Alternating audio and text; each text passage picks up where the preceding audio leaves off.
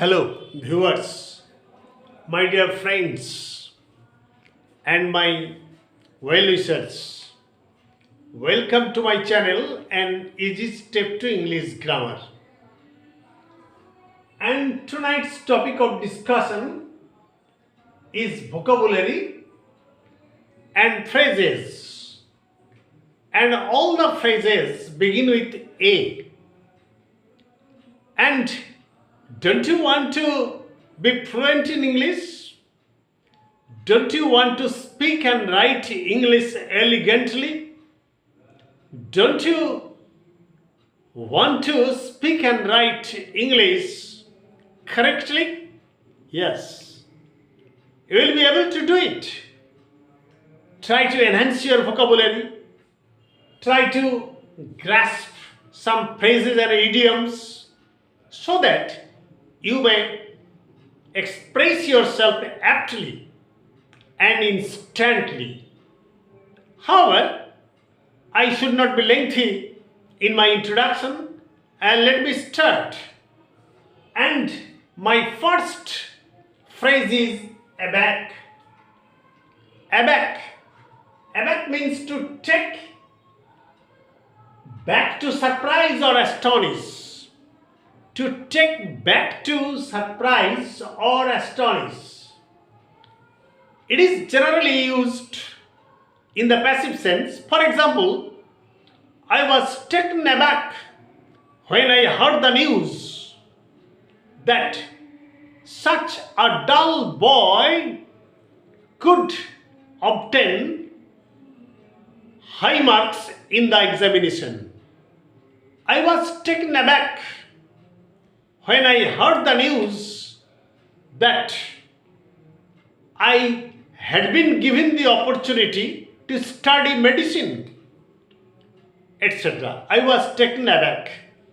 That means to astonish or to take back to surprise. Now my second example is ABC. ABC means the ABC of any subject, the elementary principles, the basic principles, the elementary principles.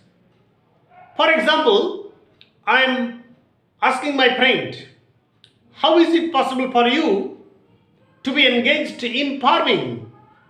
Because you don't know the ABC of farming, the ABC of cultivation, etc. You have no knowledge about cultivation. That means you lack the ABC knowledge of farming. Then how will you be engaged in farming? Now my third example is above board. Above board means openly or without trickery. Openly or without trickery. For example, I know that my father always speaks unambiguously and in a straightforward style, and he is always above board. He is always above board. That means he is open-minded or without any sort of trickery. My father talks in such a manner that he seems to be above board because he doesn't know how to take shelter of any kind of hypocrisy. Now my fourth example is all abroad. All abroad is a unique phrase which means in a state of mental perplexity, that is bewilderment, between to be or not to be. For example, he is such a poor man. At present, his situation or condition has deteriorated in such a manner that he is in a state of mental perplexity. That means he is all abroad. His financial condition collapsed or has collapsed in such a manner that he is all abroad. That means he is in a state of mental perplexity. Now, my fifth example is to take into account. To take into account means to make allowance for. For example, you talk gibberish, you talk nonsense. So I can't take you into account in this responsible situation, in this responsible position. You talk gibberish. That means you talk nonsense.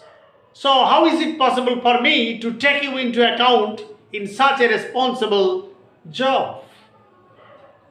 Now my sixth example is the old Adam. The old Adam. That means the evil nature within a man. A man has dual character. A good nature and the other is evil nature. For example, sometimes the evil nature which remains dormant in a man may rouse, may wake up. So, the old Adam may at any time wake up, and that is why I should not trust you. I should not trust you because the old Adam may wake up anytime in you. Now my seventh example is an afternoon farmer. An afternoon farmer. That means a lazy or dilatory man. A lazy or dilatory man. That means, for example, you are an afternoon farmer because you wake up late and starts your day late and quarrel with your tools. You wake up late, you work late, and that is why you may be called an afternoon farmer. That means a lazy person or dilatory man.